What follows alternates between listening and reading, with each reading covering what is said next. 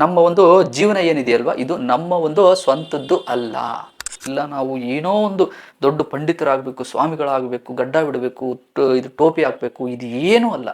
Last ಮೂಮೆಂಟಲ್ಲಿ ನೀವು ಈ ಪ್ರಪಂಚ ಬಿಟ್ಟು ಹೋಗ್ತಾ ಇದ್ದೀರಾ ಅಂತಂದರೆ ನಾನಿಲ್ಲಿ ಯಾಕೆ ಬದುಕಿದೆ, ಯಾಕೆ ಮತ್ತೆ ಹೋಗ್ತಾ ಇದ್ದೀನಿ? ಇಲ್ಲಪ್ಪ, ನಾವು ಏನು ಪ್ರಶ್ನೆಗಳನ್ನೇ ಹಾಕ್ಕೊಳ್ಳಿಲ್ಲ, ನಾನು ಬೇರೆ ಏನು ಬೇಡ, ಸುಮ್ಮನೆ ಕೂತ್ಕೊತೀನಿ, ಸುಖ ಅನುಭವಿಸ್ತೀನಿ, ಶಾಂತಿ ಅನುಭವಿಸ್ತೀನಿ ಅಂತಂದರೆ ನಾವು ಪರಿಪೂರ್ಣ ಮನುಷ್ಯರಾಗಲು ಸಾಧ್ಯ ಇಲ್ಲ. ಅಂತಿಮ ಗುರಿಯನ್ನು ತಲುಪುವುದು ಹೇಗೆ? ಒಬ್ಬರು ಪ್ರಶ್ನೆ ಮಾಡಿದರು. ನೋಡಿ, ಈ ಪ್ರಶ್ನೆ ಪ್ರತಿಯೊಬ್ಬರಲ್ಲೂ ಬರಲೇಬೇಕು. ಯಾರಿಗೆ ಈ ಒಂದು ಪ್ರಶ್ನೆ ಬಂದಿದೆಯೋ ಅವರು ನಿಜವಾಗ್ಲೂ ಈ ಒಂದು ಪ್ರಪಂಚವನ್ನು ಅರ್ಥ ಮಾಡ್ಕೊಂಡಿದ್ದಾರೆ ಅಂತ ಅರ್ಥ. ಯಾಕೆಂದರೆ ನೋಡಿ, ನಾವು ಯಾವಾಗಲೂ ಒಂದು ಸಂತೋಷದ ಹಿಂದೆ, ಸುಖದ ಹಿಂದೆ ಓಡ್ತಾ ಇರ್ತೀವಿ. ಇವತ್ತು ನಾವು ಏನೇ ಮಾಡಿದರೂ ಅದಕ್ಕೆ ಅಲ್ವಾ. ಆದರೆ ನಾವು ಎಷ್ಟು ಇವುಗಳ ಹಿಂದೆ ಹೋಗ್ತೀವೋ ಅಷ್ಟೇ ಬೇಗ ನಾವು ದುಃಖವನ್ನು ಕೂಡ ಅನುಭವಿಸ್ತೀವಿ.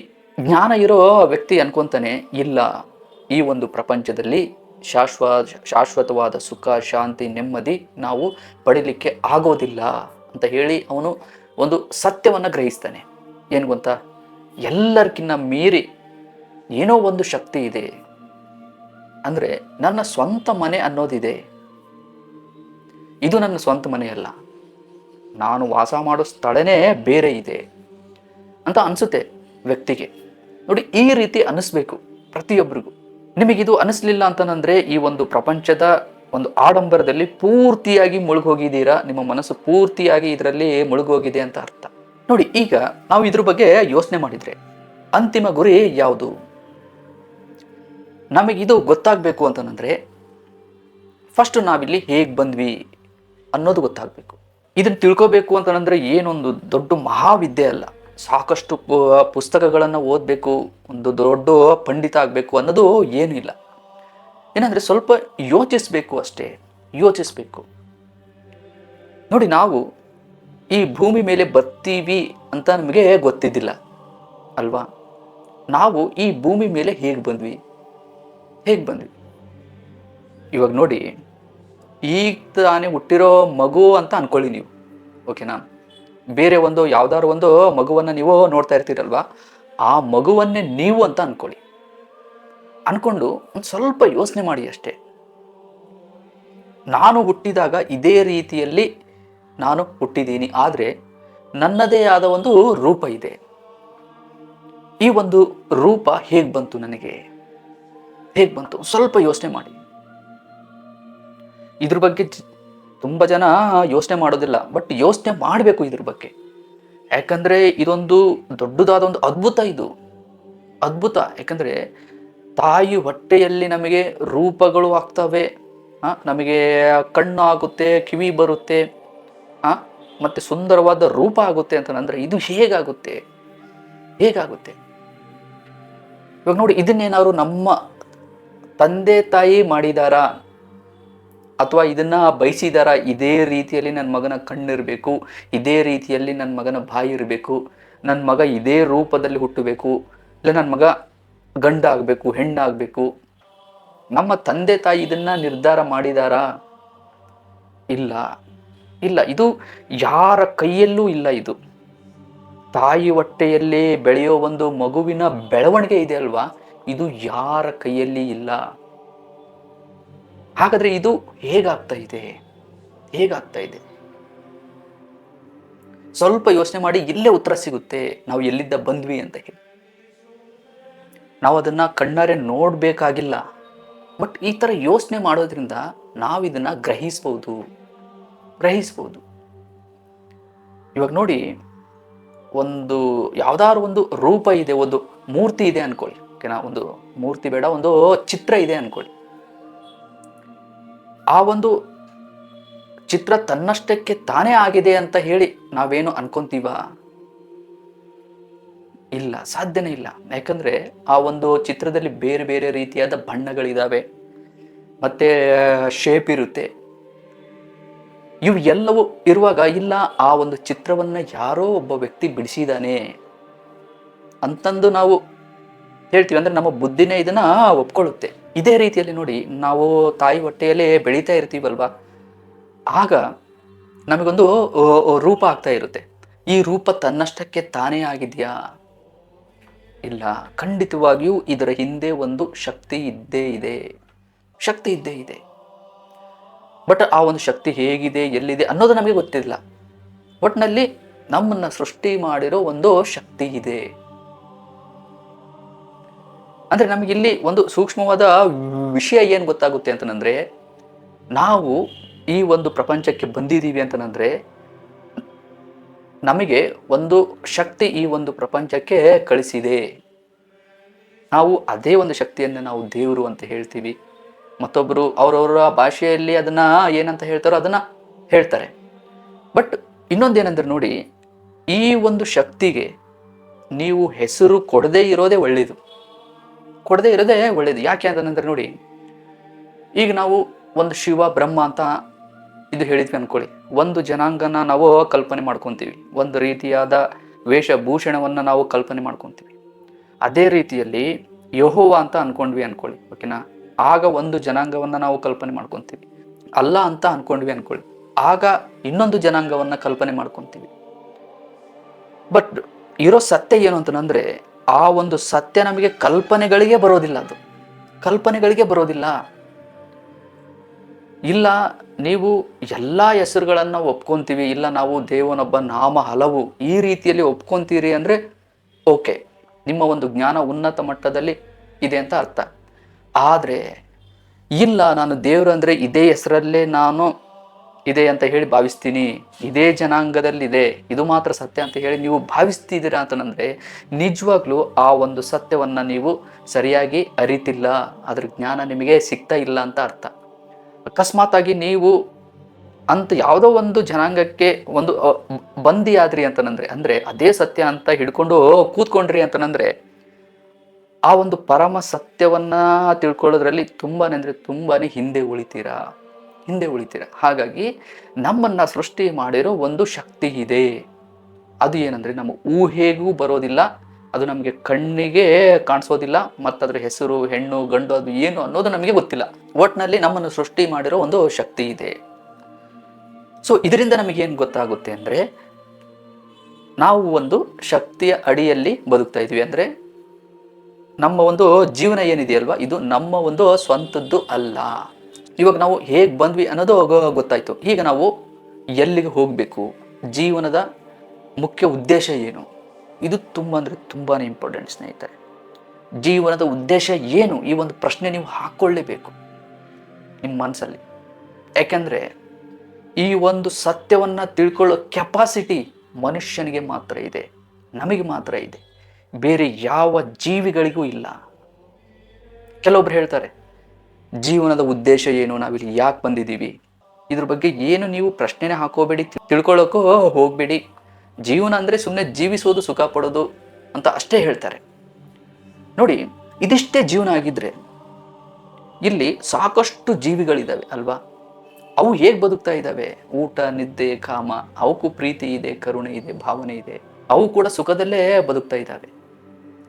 ನೋಡಿ, ಅದೇ ರೀತಿಯಲ್ಲಿ ನಾವು ಯೋಚನೆ ಮಾಡಿದರೆ, ಅಂದರೆ ನಾವು ಕೂಡ ಅದೇ ರೀತಿಯಲ್ಲೇ ಬದುಕಬೇಕು ಅಂತ ನಾವು ಯೋಚನೆ ಮಾಡಿದ್ವಿ ಅಂತಂದರೆ ನಾವು ಮನುಷ್ಯರಾಗೋದಿಲ್ಲ, ಬೇರೆ ಜೀವಿಗಳ ಥರ ಆಗಿಬಿಡ್ತೀವಿ, ಪ್ರಾಣಿಗಳ ಥರ ಆಗ್ತೀವಿ, ಪಕ್ಷಿಗಳ ಥರ ಆಗ್ತೀವಿ. ಆದರೆ ಇಲ್ಲಿ ನಾವು ಯಾವುದನ್ನು ಹೇಗೆ ನೋಡಬೇಕೋ ಹಾಗೆ ನೋಡಬೇಕು. ಯಾವ್ದು ಹೇಗೆ ಬದುಕ್ತಾ ಇದೆಯೋ ಈ ಭೂಮಿ ಮೇಲೆ ಅವೆಲ್ಲ ಕರೆಕ್ಟಾಗಿ ಬದುಕ್ತಾ ಇದ್ದಾವೆ. ಇವಾಗ ನೋಡಿ, ಒಂದು ಇರುವೆ ಹಾಗೆ ಬದುಕ್ತಾ ಇದೆ, ಒಂದು ಜೇನಿನ ಹಾಗೆ ಬದುಕ್ತಾ ಇದೆ, ಪ್ರಾಣಿ ಕೂಡ ಪ್ರಾಣಿಗಳ ಹಾಗೆ ಬದುಕ್ತಾ ಇದ್ದಾವೆ, ಆಕಾಶದಲ್ಲಿ ಹಾರಾಡೋ ಪಕ್ಷಿಗಳು ಕೂಡ ಪಕ್ಷಿಗಳ ಹಾಗೆ ಬದುಕ್ತಾ ಇದ್ದಾವೆ. ಆದರೆ ಇಲ್ಲಿ ಮನುಷ್ಯನಾಗಿ ಬದುಕ್ತಾ ಇಲ್ಲ. ನಾವು ಫಸ್ಟ್ ಇಲ್ಲಿ ಮನುಷ್ಯರಾಗಬೇಕು. ನಾವು ಮನುಷ್ಯರು ಯಾವಾಗ ಆಗ್ತೀವಿ, ದೇವರು ನಮ್ಮಲ್ಲಿ ಏನೆಲ್ಲ ಇಟ್ಟಿದ್ದಾನೋ ಅವುಗಳನ್ನೆಲ್ಲ ಸರಿಯಾಗಿ ಉಪಯೋಗಿಸಿದಾಗ, ಅಂದರೆ ನಮ್ಮಲ್ಲಿ ಏನಿದೆ, ಬುದ್ಧಿ ಇದೆ, ಆಲೋಚನೆ ಮಾಡೋ ಶಕ್ತಿ ಇದೆ, ಒಳ್ಳೆಯದು ಕೆಟ್ಟದ್ದು ಯಾವುದು ಅನ್ನೋದು ನಮಗೆ ಗೊತ್ತಾಗುತ್ತೆ. ಸೊ ಇವು ಎಲ್ಲವೂ ಇದ್ದಾಗ ನಾವು ಇವುಗಳನ್ನು ಉಪಯೋಗಿಸಿ ಒಳ್ಳೆ ಮನುಷ್ಯರಾಗಿ ಬದುಕಬೇಕಾಗುತ್ತೆ. ಹಾಗಾಗಿನೇ ಈ ಒಂದು ಪ್ರಶ್ನೆಗಳನ್ನು ಹಾಕ್ಕೋಬೇಕು. ನಾವು ಈ ಒಂದು ಪ್ರಶ್ನೆಗಳನ್ನು ಹಾಕ್ಕೊತಾ ಇದ್ದೀವಿ ಅಂತಂದರೆ, ಅಂದರೆ ಜೀವನದ ಉದ್ದೇಶ ಏನು, ನನ್ನ ಒಂದು ಗುರಿ ಏನು, ನಾನು ಪರಮ ಸತ್ಯವನ್ನು ತಲುಪುವುದು ಹೇಗೆ, ಈ ಥರ ಪ್ರಶ್ನೆಗಳನ್ನು ಹಾಕ್ಕೊತಾ ಇದ್ದೀವಿ ಅಂತಂದರೆ ನಾವು ಸತ್ಯಕ್ಕೆ ಹತ್ತಿರ ಆಗ್ತಾ ಇದ್ದೀವಿ ಅಂತ ಅರ್ಥ. ಇಲ್ಲ ನಾವೇನೋ ಒಂದು ಗೊಂದಲಕ್ಕೆ ಒಳಗಾಗ್ತಾ ಇದ್ದೀವಿ ಅಂತ ಅಲ್ಲ. ನಾವು ನಿಜವಾಗ್ಲೂ ಪ್ರಶ್ನೆಗಳನ್ನು ಹಾಕ್ಕೊತಾ ಇದ್ದೀವಿ ಅಂತಂದರೆ ಇನ್ನೂ ನಾವು ಮನುಷ್ಯರಾಗಿ ಜೀವಂತವಾಗಿದ್ದೀವಿ ಅಂತ ಅರ್ಥ. ಅಂದರೆ ಯೋಚನೆ ಮಾಡ್ತಾ ಇದ್ದೀವಿ ಅಂತ ಅರ್ಥ.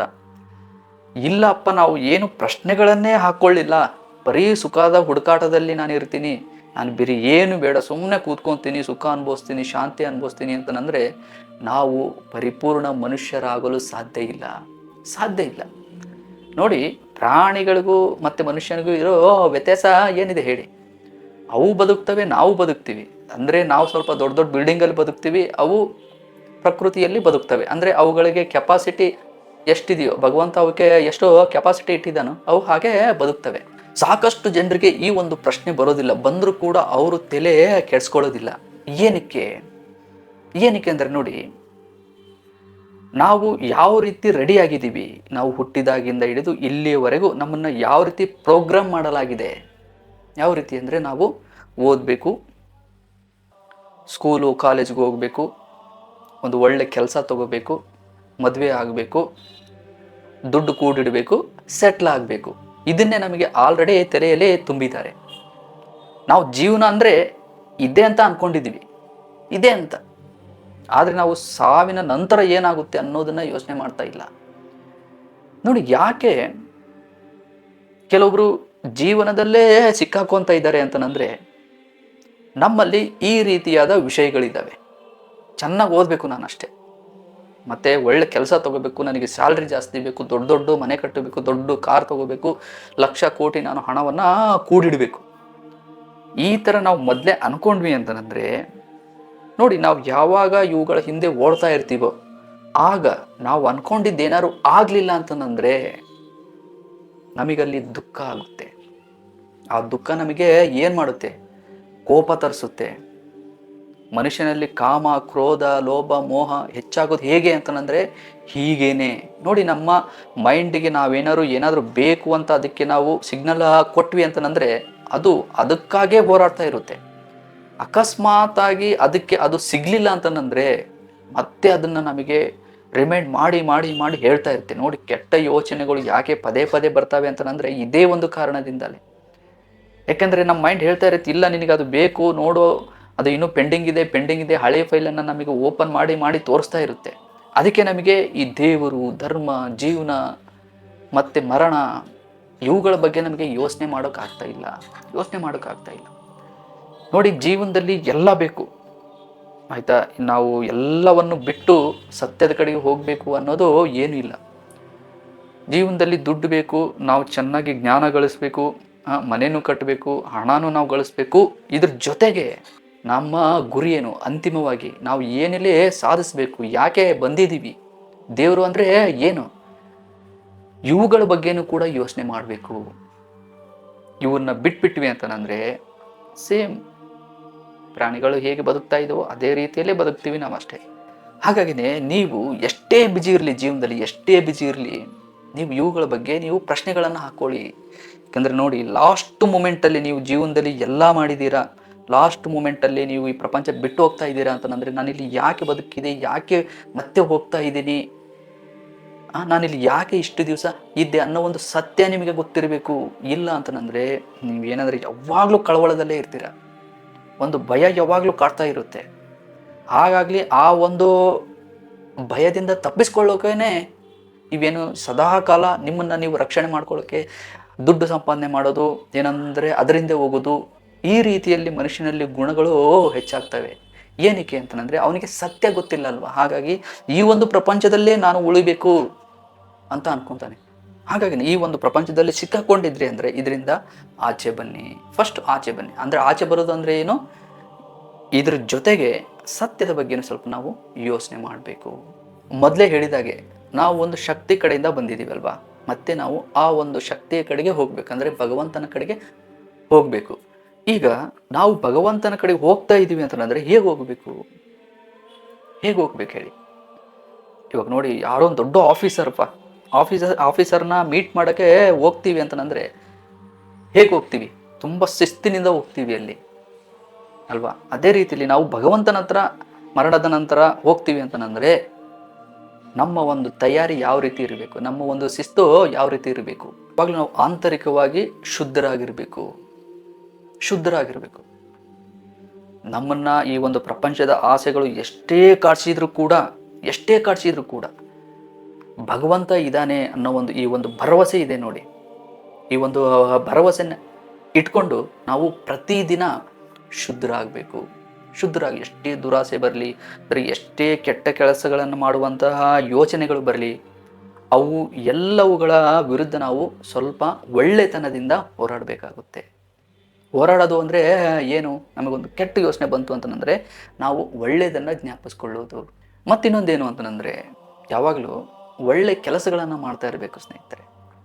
ನೋಡಿ, ನಮ್ಮ ಆಂತರಿಕ ಒಂದು ಶಾಂತಿ ನೆಮ್ಮದಿ ಹೇಗೆ ಸಿಗುತ್ತೆ ಅಂತಂದರೆ, ಇಡೀ ಬ್ರಹ್ಮಾಂಡ ಒಂದು ಶಿಸ್ತಿನ ಮೂಲಕ ನಡೀತಾ ಇದೆ. ಭಗವಂತ ಇದನ್ನು ಎಲ್ಲವನ್ನು ಒಂದು ಸಿಸ್ಟಮೆಟಿಕ್ ಆಗಿ ನಡೆಸ್ತಾ ಇದ್ದಾನೆ. ಸೂರ್ಯನಿಂದ ಬೆಳಕು ಬರೋದಾಗಲಿ, ಭೂಮಿ ತಿರುಗೋದಾಗಲಿ, ಮತ್ತು ಕಾಲಗಳು ಬದಲಾಗೋದಾಗಲಿ, ಮತ್ತು ಮಳೆ ಬರೋದಾಗಲಿ, ಭೂಮಿಯಿಂದ ಬೆಳೆ ಬರೋದಾಗಲಿ, ಇವು ಎಲ್ಲವೂ ಏನಂದರೆ ಒಂದು ಸಿಸ್ಟಮೆಟಿಕ್ ಆಗಿ ನಡೀತಾ ಇದ್ದಾವೆ, ಅಂದರೆ ಶಿಸ್ತಿನಿಂದ ನಡೀತಾ ಇದ್ದಾವೆ. ನೋಡಿ, ಅದೇ ರೀತಿಯಲ್ಲಿ ನಮ್ಮಲ್ಲಿ ಕೂಡ ಭಗವಂತ ಒಳ್ಳೆತನ ಇಟ್ಟಿದ್ದಾನೆ. ನಾವು ನಮ್ಮ ಅಂತರಂಗವನ್ನು ಕೂಡ ತುಂಬ ಶಿಸ್ತಿನಿಂದ ನಡೆಸಬೇಕು. ಆಗಿದ್ದಾಗ ಮಾತ್ರ ನಮ್ಮಲ್ಲಿ ಆಂತರಿಕ ಶಾಂತಿ ಸಿಗುತ್ತೆ. ನಮಗೆ ಯಾವುದು ಹಿತ ಕೊಡುತ್ತೋ ನಾವು ಅದನ್ನು ಮಾಡಬೇಕು. ನಾವು ಅಂಥದ್ದನ್ನು ಮಾತಾಡಬೇಕು, ಅಂಥ ಕರ್ಮಗಳನ್ನು ಮಾಡಬೇಕು. ನಮಗೆ ಯಾವುದು ಹಿತ ಕೊಡೋದಿಲ್ವೋ ಅದನ್ನು ಬಿಟ್ಟು ಬಿಡಬೇಕಷ್ಟೇ, ನೆಗ್ಲೆಕ್ಟ್ ಮಾಡಿಬಿಡಬೇಕು. ಈ ರೀತಿಯಲ್ಲಿ ಹಂತವಾಗಿ ಭಗವಂತನ ಮೇಲೆ ನಂಬಿಕೆ ಇಟ್ಟು, ಭರವಸೆ ಇಟ್ಟು, ನಮ್ಮನ್ನು ನಾವು ಶುದ್ಧಿ ಮಾಡಿಕೊಂಡು ಒಳ್ಳೆ ಕರ್ಮಗಳನ್ನು ಮಾಡ್ತೀವಲ್ವಾ, ಇದೇ ನಮ್ಮ ಅಂತಿಮದ ಗುರಿ. ಇಷ್ಟೇ, ಇದರಲ್ಲಿ ಮತ್ತೆ ಬೇರೆ ಏನೂ ಇಲ್ಲ. ಇದರಲ್ಲಿ ಇಲ್ಲ ನಾವು ಎಲ್ಲ ಆಸೆಗಳನ್ನು ತೋರಿಬೇಕು, ಎಲ್ಲೋ ಒಂದು ಕಡೆಗೆ ಕಾಡಿಗೆ ಹೋಗಬೇಕು, ಇಲ್ಲ ನಾವು ಏನೋ ಒಂದು ದೊಡ್ಡ ಪಂಡಿತರಾಗಬೇಕು, ಸ್ವಾಮಿಗಳಾಗಬೇಕು, ಗಡ್ಡ ಬಿಡಬೇಕು, ಇದು ಟೋಪಿ ಹಾಕಬೇಕು, ಇದು ಏನೂ ಅಲ್ಲ. ಮೊದಲು ನಾವು ಮನುಷ್ಯರಾಗಬೇಕು. ಅಂದರೆ ಭಗವಂತ ನಮ್ಮನ್ನು ಹೇಗೆ ಸೃಷ್ಟಿ ಮಾಡಿದಾನೋ ಹಾಗೆ ಮನುಷ್ಯರಾಗಿ ಬದುಕೋದಕ್ಕೆ ಪ್ರಯತ್ನ ಪಟ್ಟು ನಮ್ಮ ಆಂತರಿಕ ಶುದ್ಧತೆಯಿಂದ ಒಳ್ಳೆ ಕರ್ಮಗಳನ್ನು ಮಾಡ್ತಾ ಭಗವಂತನ ಮೇಲೆ ಭರವಸೆ ಇಟ್ಟರೆ ಮುಗೀತು. ನೋಡಿ, ಇದನ್ನು ಸಾಮಾನ್ಯ ಮನುಷ್ಯರು ಕೂಡ ಮಾಡ್ಬೋದು, ಇದನ್ನು ಪ್ರತಿಯೊಬ್ಬರು ಮಾಡ್ಬೋದು. ಇದನ್ನು ಇಲ್ಲ ಯಾರೋ ಒಬ್ರಿಗೆ ಇದನ್ನಷ್ಟೇ ಮಾಡೋಕ್ಕೆ ಸಾಧ್ಯ ಅನ್ನೋ ಹಾಗಿಲ್ಲ. ಯಾರೇ ಆಗಿರಲಿ, ಎಷ್ಟೇ ಬಡವರಾಗಿರಲಿ, ಎಷ್ಟೇ ದೊಡ್ಡ ಶ್ರೀಮಂತರಾಗಿರಲಿ, ಅವರ ಒಂದು ಪರಿಸ್ಥಿತಿಗಳು ಏನೇ ಇರಲಿ, ಪ್ರತಿಯೊಬ್ಬರು ಇದನ್ನು ಮಾಡ್ಬೋದು. ಅಂದರೆ ಈ ಥರ ಅಂತಿಮ ಸತ್ಯವನ್ನು ತಿಳಿದು ಅಂತಿಮ ಗುರಿಯನ್ನು ತಲುಪಬಹುದು.